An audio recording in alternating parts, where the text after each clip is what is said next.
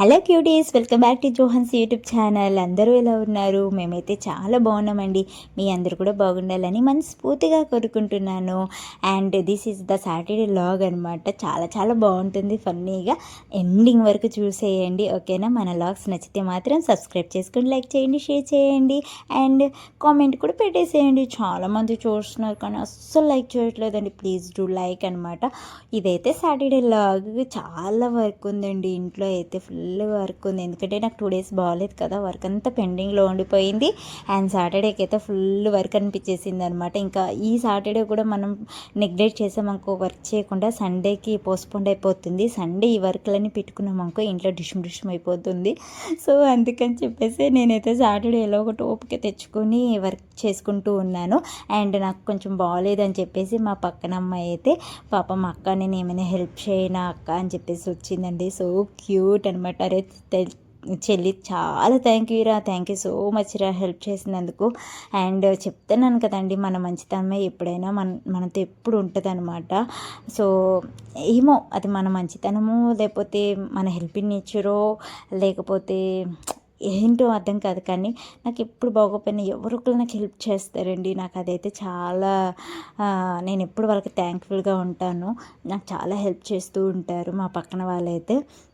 And ఇక్కడైతే నేను అంట్లు తొక్కుతూ ఉన్నాను కదండి, చాలా అంట్లు అయిపోయినాయి. ఇంకా గ్యాస్ కూడా క్లీన్ చేసేసాను, ఎందుకంటే సండే కదా మళ్ళీ గలీజ్గా అనిపిస్తుంది అని చెప్పేసి గ్యాస్ కూడా క్లీన్ చేసేసాను. ఇక్కడైతే అంట్లు అయిపోయినాయి. ఇంకా బట్టలకైతే షిఫ్ట్ అయిపోయానండి. పిల్లలైతే అల్మార్లో తీసేసి అన్ని కింద పడేస్తున్నారు. సోఫా మీద నుంచి ఎక్కడమో అన్ని తీసి కింద పడేయడము. సరేలే ఒకసారి సోఫా కూడా సోఫా అంటున్నాను ఒకసారి అరమరలో బట్టలన్నీ ఒకసారి మడత పెట్టేసి నీట్గా పెడితే అయిపోతుంది అని చెప్పేసి, అండ్ నేను ఆ చెల్లి మాత్రం బట్టలు అయితే మడత పెడతానికి కూర్చున్నాము. కానీ మా పిల్లలు కూర్చొనిస్తారా ఏంటంటే బాబు, ఒక పెద్ద గోల గోల గోల గోల చేసి మధ్యలోకి వచ్చి ఇరుగుతూ ఉంటుంది మా పాప. ఇంకా ఏంటంటే ఇప్పుడు మర్చిపోయానండి, ఎగ్జామ్స్ నడుస్తున్నాయి ఈ రోజు నుంచి అనుకుంటా కదా, 10th వాళ్ళ ఎగ్జామ్స్ స్టార్ట్ అయినాయి. సో పిల్లలు చాలా బాగా మంచిగా చదువుకుని మంచిగా రాయండి. నో చీటింగ్స్, నో ఏమంటారు చిట్టీలు పెట్టుకుని తీసుకెళ్ళి రాయడము, చీటింగ్ చేసి రాయడం అలాంటివి అయితే చేయొద్దు. మీరు కష్టంతో చదవండి, కష్టంతో మీకు ఏమి గుర్తుందో అదే రాయండి, లేదా మీ సొంతదైనా రాసేయండి, బట్ నో చీటింగ్, ఓకేనా? అండ్ తర్వాత రిజల్ట్ టైంలో మార్క్స్ తక్కువ వచ్చేసాయి, ఫెయిల్ అయిపోతానేమో అని భయమో, లేదా మార్క్స్ తక్కువ వస్తుందేమో అని భయమో, ఇంట్లో పేరెంట్స్ ఏమనుకుంటారన్న భయం, అలాంటిది అయితే ఏమీ పెట్టుకోవద్దు ప్లీజ్ పిల్లలు. అండ్ మార్క్స్ తక్కువ వచ్చేసాను ముందే మీరే ఊహించేసుకొని డాబా మీద నుంచి దూకి చచ్చిపోవడాలు, ఊరేసుకొని చచ్చిపోవడాలు, అవి తాగేసి చచ్చిపోవడాలు అలాంటివి అయితే చెయ్యొద్దు ప్లీజ్. ఎందుకు అంటే మీ ఎగ్జామ్ మార్క్స్ని బట్టి జాబ్స్ అయితే ఇవ్వరు, ఓకేనా? మీరు ఎంత ఎడ్యుకేషనల్ నాలెడ్జ్ గెయిన్ చేశారన్న దాన్ని బట్టే మీ జాబ్ అనేది ఉంటుంది తప్ప మీ మార్క్స్ని బట్టి అయితే జాబ్ ఉండదు. Note this point. ఎందుకంటే నేను MBA చదువుకున్నాను అండ్ నేను ఒక 6 months జాబ్ చేశాను అండ్ టీచర్ జాబ్ కూడా చేశాను. I know this point. Please ఈ పాయింట్ని అయితే నోట్ చేసుకోండి. మీ మార్క్స్ని బట్టి అయితే జాబులు రావు, ఓకేనా? సో మీరు ఎంత ఎడ్యుకేషన్ సబ్జెక్ట్ నాలెడ్జ్ గెయిన్ చేశారు అన్న దాన్ని బట్టి జాబ్ వస్తుంది అండ్ మీ ఎక్స్పీరియన్స్ని బట్టి జాబ్ వస్తాయి, ఓకేనా?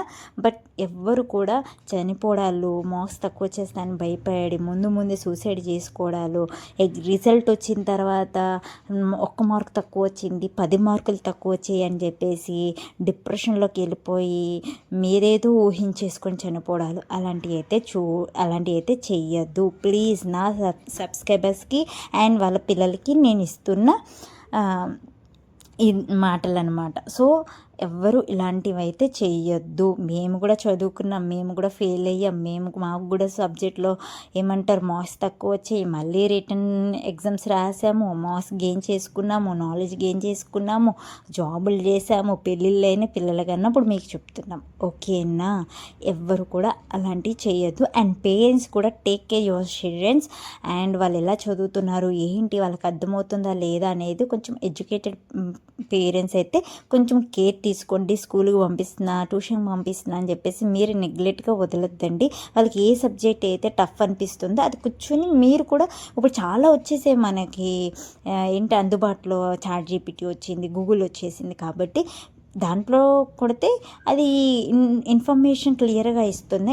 మీరు కూడా అర్థం చేసుకుని మీ పిల్లలకి ఎలా చెప్తే అర్థమవుతుందో మీకు తెలుసు కాబట్టి అలా మీ పిల్లలకి చెప్పడానికి అయితే ట్రై చేయండి. ఈ టైంలో మీరైతే మీ పిల్లలకి సపోర్ట్గా నిలబడండి వాళ్ళకి. సో అదే వాళ్ళకి బలం అన్నమాట. ఇక్కడైతే మీతో మాట్లాడుతూ నా బట్టలు అయితే మొత్తం మడత పెట్టేసి సూపర్గా నీట్గా అయితే చేసేసానండి నా bedroom. And all the best all the childrens ఎవరైతే ఎగ్జామ్స్ రాస్తున్నారో. గాడ్ మీకు మంచి ఫ్యూచర్ ఇవ్వాలి అండ్ మంచి మార్క్స్తో మీరు పాస్ అవ్వాలని మనస్ఫూర్తిగా కోరుకుంటూ ప్రార్థిస్తున్నా. అండ్ ఇక్కడైతే నేను సాటర్డేకి పప్పు చేశాను, పప్పులో ఆమ్లెట్ చేశాను.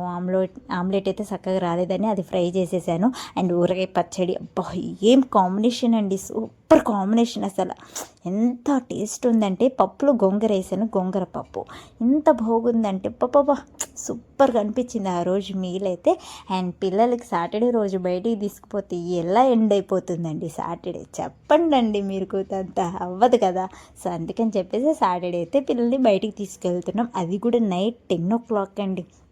అప్పుడప్పుడు మా హస్బెండ్ అరే పిల్లల్ని ఎక్కడికి తీసుకెళ్ళే ఈరోజు అని చెప్పేసి వెంటనే కానీ అనేసారు. సరే అని వెంటనే ఉన్న బట్టలతో చాలా పడుగు ఇంకా మళ్ళీ మూడ్ ఆఫ్ అయిందాక అది కూడా దొరకదని చెప్పేసి అలా వెళ్ళిపోయాము. వెళ్తూ ఉన్నామన్నమాట ఐస్ క్రీమ్ షాప్కి. సో వెళ్ళగానే మా పిల్లల రియాక్షన్ చూడండి, అసలు మా పాప రియాక్షన్ చూడండి అండ్ ఎక్స్ప్రెషన్ చూడండి ఎంత క్యూట్గా పెట్టిందో. అసలు చల్లగా ఉంది కదా ఐస్ క్రీమ్,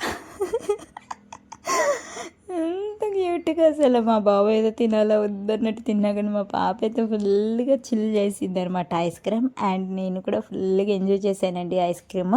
ఎంతమందికి వెన్నెల ఐస్ క్రీమ్ మీద డ్రై ఫ్రూట్స్ వేస్తే ఇష్టమో కామెంట్ సెక్షన్లో పెట్టండి. అండ్ మీకు కూడా ఏం ఐస్ క్రీమ్ ఇష్టమో కామెంట్ సెక్షన్లో టైప్ చేసేయండి. నాకైతే వెన్నెల ఐస్ క్రీమ్ మీద ఏ ఐస్ క్రీమ్ అయినా ఉండండి, దాని మీద డ్రై ఫ్రూట్స్ ఉంటే చాలా ఇష్టం అండి, ఎంత ఇష్టం అంటే అంత ఇష్టము.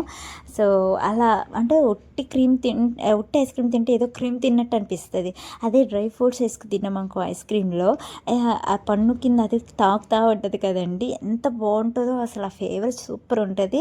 మీరు కూడా చాలామంది ట్రై చేశారని నేను అనుకుంటున్నాను. ట్రై చేసిన వాళ్ళు కామెంట్ సెక్షన్లో పెట్టేయండి. అండ్ ఏ ఫ్లేవర్ ఇష్టమో కామెంట్ సెక్షన్లో పెట్టేయండి. ఇక్కడైతే మా పిల్లలు చూడండి ఏ అవతారంలో ఐస్ క్రీమ్ తింటున్నారో చూడండి ఒకసారి. ఫుల్గా చేసుకున్నారు బట్టల నిండా, చిన్నగా కాదు. అండ్ ఇక్కడైతే నా ఐస్ క్రీమ్ వచ్చేసింది, ఇది నా ఐస్ క్రీమ్ చాలా బాగుందండి, సూపర్ టేస్ట్ అనమాట. నేనైతే ఫుల్గా ఎంజాయ్ చేశాను.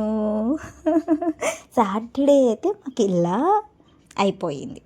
అంటే ఇలా మేము మార్నింగ్ నుంచి నైట్ వరకు ఇలా అయితే మేము టైం స్పెండ్ చేసాం. And thank you for watching. Catch you next vlog. Bye bye.